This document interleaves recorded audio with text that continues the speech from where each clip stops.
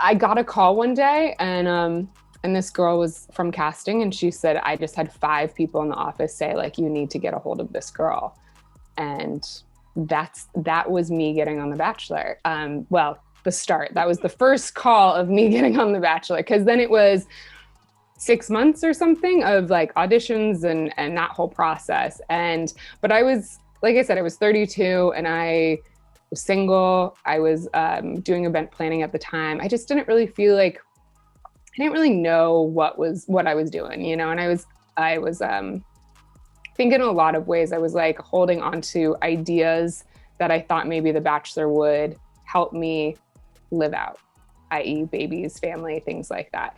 And so I was like, this might be the thing, you know? And so I was hopeful, and I am a hopeful, optimistic person just generally in life. And so I was like, why not? And I did it, and it opened up doors. So I'm grateful for that, but it was definitely an interesting experience. Since then, I went on to do 2 spin-off shows. So I did 2 Bachelor in Paradise. Why? I don't know why I kept going back. Because it's like, fun. It's fun. You know, I'm a glutton for, what is that saying? I'm a glutton for punishment or whatever. Yeah. No, I mean, the thing is again, it's like that part of me that's constantly hopeful and constantly thinking, maybe this is the time, you know?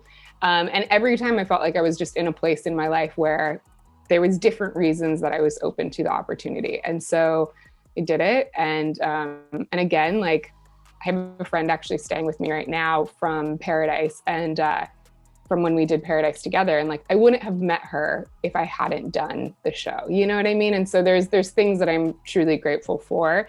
And it's given me a little bit more of a voice and a platform and things like that. So there's definitely things that I'm grateful for. But my transformation from like the person I was when I went on The Bachelor to the person I am like sitting in front of you right now, I think especially to people who know me from The Bachelor, it's like virtually unrecognizable, because of probably a lot of ways of how I was portrayed. But I also just think the growth that I've had in the last couple years has been very bang, bang, bang. And so the lessons have come really quick. There's been a lot of things that I've had to address. I couldn't just sit back and ignore the things that the universe was like shouting at me. So it was finally a time to just address them. And so coming to Hawaii and being on my own Eat, Pray, Love journey has really been a great opportunity for me to actually just take a time out. I think 2020 was that for a lot of people too, in general. And just sort of take a step back and be like, I don't have the distractions of like FOMO, you know, of like going out and like feeling like I have to be doing these things.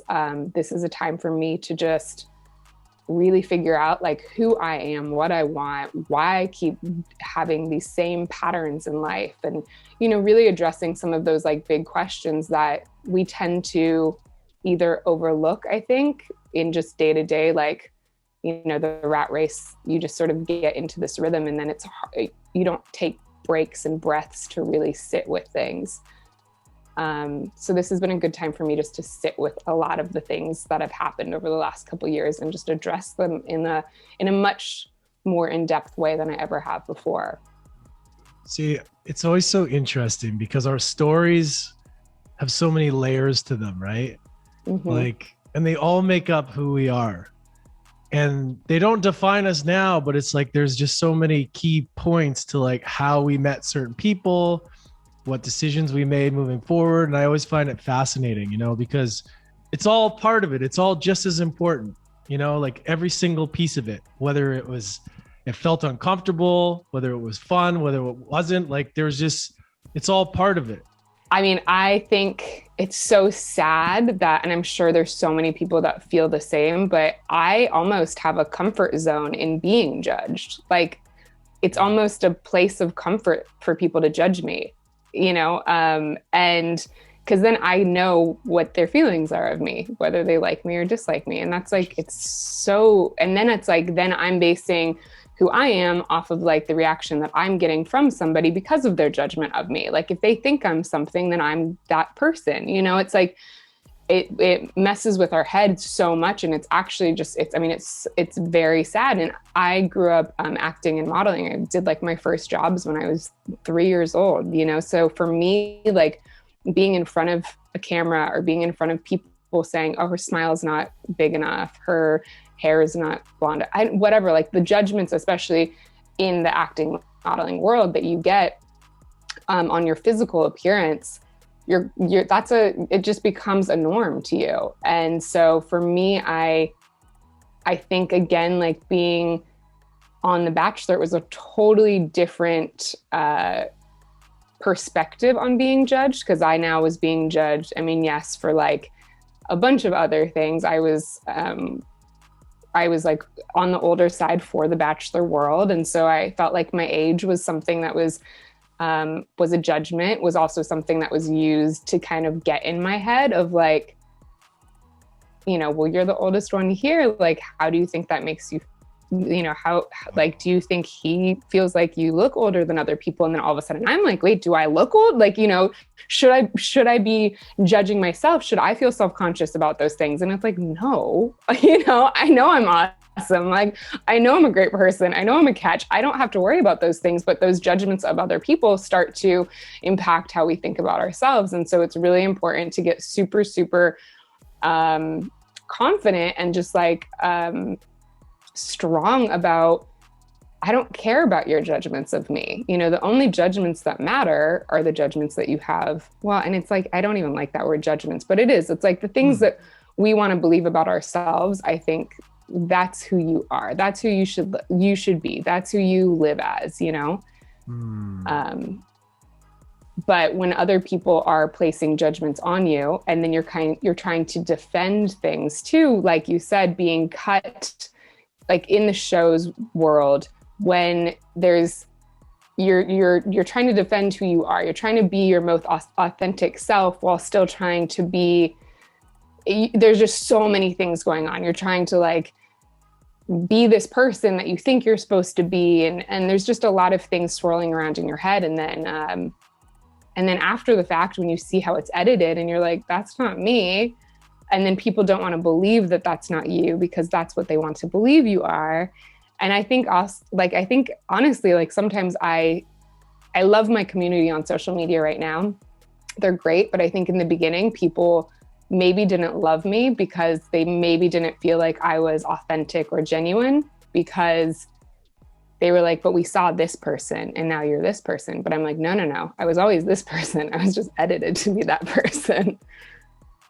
That is so fascinating when you think about it, right? Because these people see this TV show. And look, I've watched it a little bit. My ex, like 2 years ago, I think what season it was probably the first time I watched it. And it's like you start to build these relationships with these people, and you only know about what you're being shown about them. They create these characters and you start to be like, man, I hate that person. Or why does she do that? Or why does he do that? And you're like, wait a minute. How do I even know that that's true? Like, I'm only been showing that. Like, they're professionals at developing a storyline. And then you see it on social media, and then people make the reaction based on the show. But this is months later, and you're just living your life. And then all of a sudden people are like, they see this clip of you. And I can't believe it sometimes, that like how challenging that must be. And that's why I love talking about this, because this is like real life stuff. People are attacking, people are going after people about things they did on the show that was out of context. You know, we had a mutual friend, Caitlin Bristow, who I used to work with for many years. And I was away in Australia when she was doing The Bachelor. But I remember hearing about her taking a lot of abuse online with people, and you know, a lot of hatred on social media. And it's brutal because people attack you and then you can't really say anything back. And it just becomes this, like, this thing. So like, how has your experience been with the haters, or like these people? Because there's a certain amount that bounce off. There's a certain amount that kind of hurt. And you hear this even with like some of the biggest names, Joe Rogan, other people, they just stop reading comments because it's just like, you realize you just can't win. How was that journey You know, when the show started to come on, you're coming on social media, you're seeing it, and then people are attacking you. Like, how did you even navigate that? I mean, it is such a hard thing to navigate, especially when you've never had to deal with it, and then all of a sudden you're having, hundreds, thousands, whatever, of people DMing you, commenting, all these things, and you're like, and like you say, there's contracts that you sign and things like that. So there's a level. I'm glad that some of the inside scoop of what goes on in the Bachelor world is actually being slightly more exposed, because it gives us an opportunity to speak a little bit more freely about it. But there's definitely things that you're not supposed to defend yourself, and so because that is a character, and if you defend yourself, then you're saying no, that's it's not correct, accurate information. So it's tricky, but I think the biggest thing for me is with like the troll, the kind of like negative things. I just am not a negative person to begin with. So I don't like having that energy even on my feed. So most of the time, it kind of depends. A lot of times I actually like to reach out to the person. And again, like I know that there's some times where it's almost just a cry for help, a little attention, or something like that, where I'll reach out and I'll say like, listen, that was hurtful, and maybe a better way to approach a comment like that would be this way. And I try to make it like as much of it sounds patronizing, but as much of like a teaching moment as possible, so that hopefully they can go on to be kinder to other people in the world. And I would say 9 times out of 10, the reaction that I get when I do that is a positive response back. Mm-hmm. But obviously there's always going to be different opinions. There's always going to be people that don't like you. And I think that's one thing that I've just had to get to a point, and that's like with judgment and things like that. I just had to get to a point where I'm like, I don't care, like I can't care if everyone likes me. It's never going to be possible. I have to get rid of the perfection persona that I kind of have built up in my head my whole life, because that's what I've been told that I have to be, is this perfect person. And so with like the haters, it's either just I delete it because I don't want that negativity even in my like energy sphere, or I address it. And if I like I said, it either like goes one of two ways. It like goes in a positive direction or it doesn't. And then a lot of times then I just remove that person